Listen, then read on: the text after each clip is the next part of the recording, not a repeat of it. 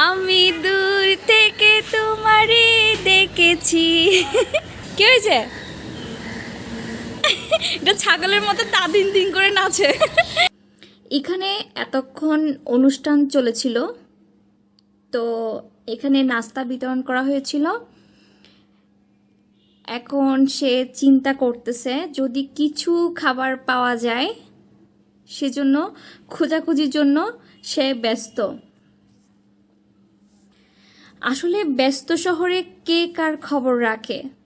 মানুষের খবর মানুষই রাখে না, আর অবহেলিত প্রাণীদের কেই বা খোঁজ রাখবে? একটু খাবারের জন্য এই অবহেলিত প্রাণীগুলোর অনেক যুদ্ধ করতে হয়। আমি একটি প্রোগ্রামে আসছিলাম, সেক্ষেত্রে ওর সাথে দেখা। তোর নাম কি? কি এদিকে আসো,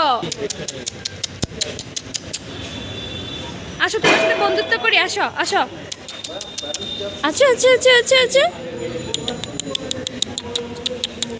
কিছু করবো না, আসো। তোমাকে সবাই মারে, হ্যাঁ? এজন্য তুমি ভয় পাও? তার সাথে বন্ধুত্ব করার চেষ্টা করছিলাম, কিন্তু সে কিছুতেই কাছেই আসতেছিল না। পরে তার জন্য 10 টাকা দিয়ে বিস্কুট কিনে নিয়ে তাকে খাওয়াচ্ছি, এবং সে সেটা খুব মজা করে করে খাচ্ছিল।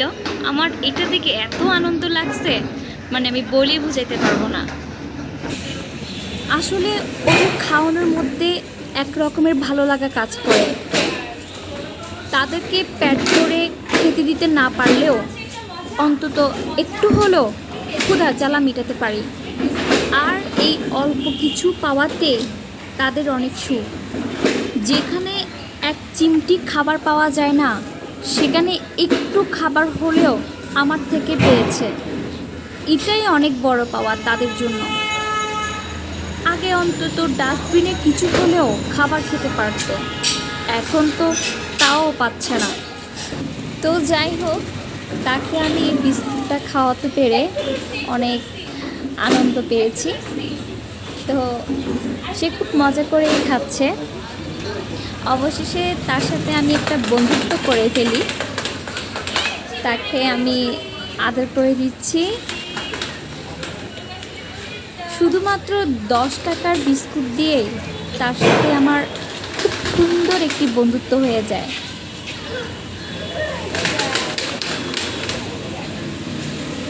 বাবা রে বাবা, একটারে ডাকি আরেকটা দৌড় দেয়।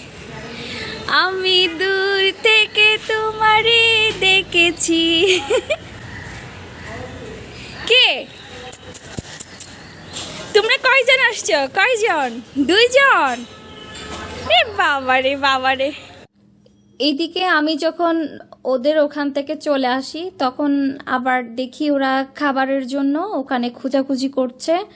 তাই আবার কি করলাম, যে প্রোগ্রাম এতক্ষণ যে চলছিল সেখান থেকেই হচ্ছে খাবারের প্যাকেটগুলো খুঁজে নিয়ে এসে তাদেরকে দেওয়া হয়েছে। তারা এগুলো পেয়ে অনেক খুশি।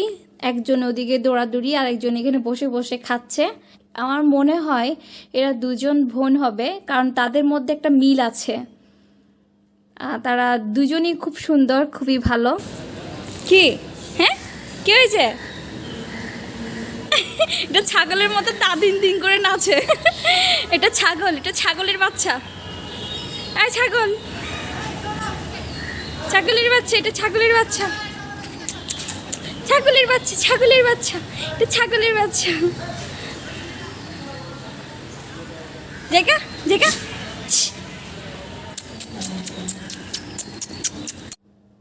তো তারপর আমি ওর সাথে একটা হ্যান্ডশেক করলাম, একটু মাথায় হাত বুলিয়ে দিয়ে তার কাছ থেকে বিদায় নিয়ে নিলাম।